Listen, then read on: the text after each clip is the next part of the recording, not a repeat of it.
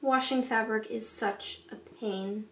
I guess I could just box it away until I'm ready to use it. Hold up, you need to wash that fabric before you do anything else with it. Okay.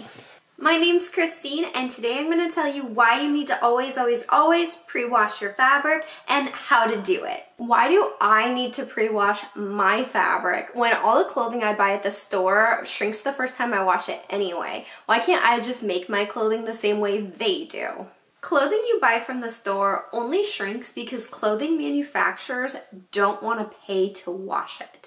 The patterns you will use to make your own clothing do not allow for shrinkage after you sew them. And there's no sense in custom tailoring your own patterns if you're not going to pre-wash your fabric first, because when it shrinks, it's going to be too small. And don't forget where that sweater you're wearing came from either. It shrank too much in the wash and got pawned off on you because you have short little baby T-Rex arms. Oh, I guess that's true. Well, if I have to pre-wash all this fabric, I guess I'll just throw some extra socks in there with it. Absolutely not. Your socks will end up pink if you do that because the excess dye in the fabric will wash out of it the first time you wash it and it bleed onto the other clothing in the wash. Red dye and the indigo dye found in blue jeans are two of the most common dyes that bleed a lot in the washer and stain other fabrics. Sometimes you'll need to wash red and indigo dyed fabrics multiple times to wash out all the excess dye, or you can add a half a cup of vinegar into the wash to help speed up this process. And don't think you can get away with just putting all your fabric on a shelf until you're ready to wash it either, because some fabric dyes will bleed onto other fabrics while they're on a shelf.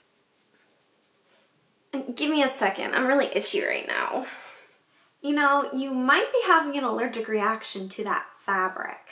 Fabric manufacturers put a lot of chemicals on fabric so that it sits nice on store shelves and doesn't wrinkle. And all those chemicals can cause itchiness, hives, and dry skin if you're really sensitive to them. If you notice that you are sensitive or allergic to any of the chemicals in fabric, you should definitely pre-wash your fabric before doing anything with it, and maybe put some anti-itch cream on.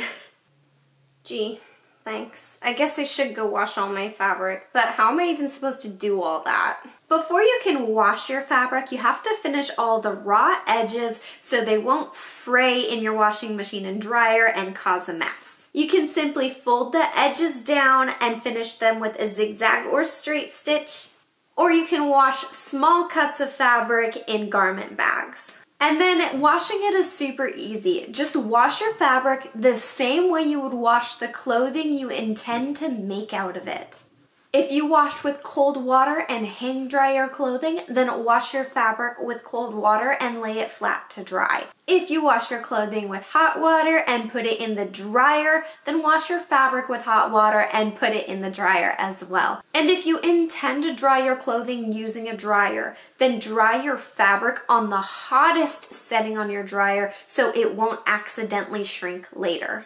And remember, when you buy your fabric at a store, you can always check the end of the bolt for cleaning and care instructions. Okay, I get it. I need to always pre-wash my fabric. Whoa, hold up. Before you go pre-washing your entire fabric stash, make sure all of your fabric is washable before you wash it. Leather, pleather, and suede, often used in shoes and outerwear, will get destroyed if you put water on it. Same with feathers and fur, although faux fur is kind of a toss-up because some faux fur is washable while others will mat terribly. And under no circumstances do you want to wash batting or stuffing because it will pull apart and clump in the wash. Is there anything else I need to know? Yes, there is a huge debate between quilters on whether you should pre-wash your quilt fabric or not. A lot of quilters don't pre-wash their fabric so that the first time they wash their quilts, it puckers a little bit from the shrinkage. But if you don't want to pre-wash your quilt fabric, then make sure you throw a color catcher in with the wash the first time you wash your quilt so it doesn't bleed.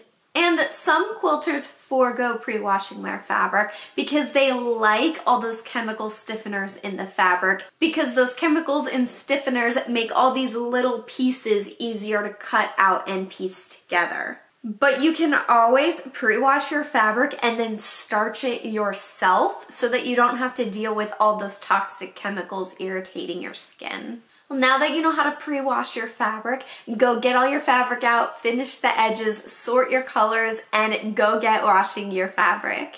Before I go, let me like and comment on this video and subscribe to your channel because I don't really know much about sewing and fabric anyway. Thanks for watching my video, everyone. I'll see you next week.